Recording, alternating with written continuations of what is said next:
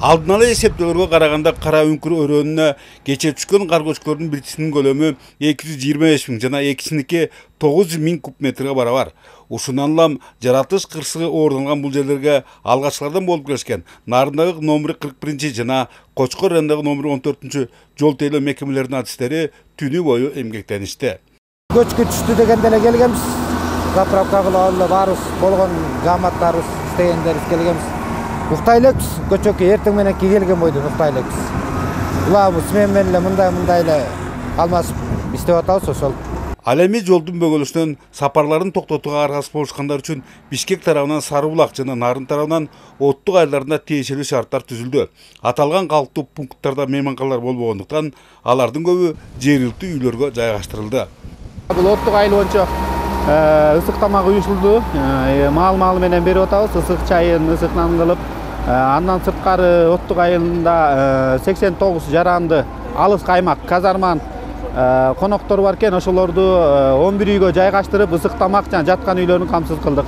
Жергиликтүү элден эле жардам болуп атат, анан өкмөт тарабынан дагы бир сыйрадан жардам болуп атат. Бүгүн көлөмү азыраак биринчи кар көчкүсү тазаланып, анда иштешкен техникалар экинчисине жардамга келишти. Бирок жол толугу менен качан тазаланат болгулош кыйын. Адистердин айтымдарында буга чейин мында ири кырсык катталбаган.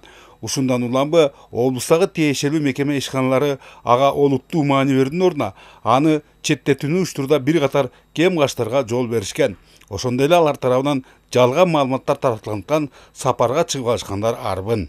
Эртең менен саат 9-дарда бир түшкөн көчкүдөн жол салып, эки көчкүнүн ортосуна техникалар киргенге мүмкүнчүлүк болду. Биздин облустун жетекчилердин жоопкерчилик мамилелерин да байкадым.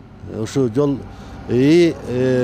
өйдөнкү жетекчилерге дагы туура эмес маалыматтар жеткирип, ушу түшүп калган көчкүнүн мындай айтканда кичинекей эле көчкү дегендей маалымат беришкени мени өтө өкүндүрөт. Албетте, жогоруда жоопкерчиликтин кесепетинен жолдун качан ачыларын болгулош кыйын. Антса да тазалоо жумуштарына борбордон кубаттуу техникалардын тартылгандарын көңүлгө түйсөк, Бишкек Нарын Торгар жолундагы кыймылдын жакын арада жөнгө салынарына ишеним бар. 11 техника тазалоо иштерин жүргүзүп атат. Анын ичинде бирөө экскаватор, погрузчик. Нарын Бишкек жолу жабык. Зарыл жумушуңуздар болбосо чыкпай эле үйүңүздөрдө отуруп турсаңыздар. Ал эми ушул мүнөттөрдө көчкү түшкөн аймактан Нарын облусунун көчмө жыйыны өтүүдө.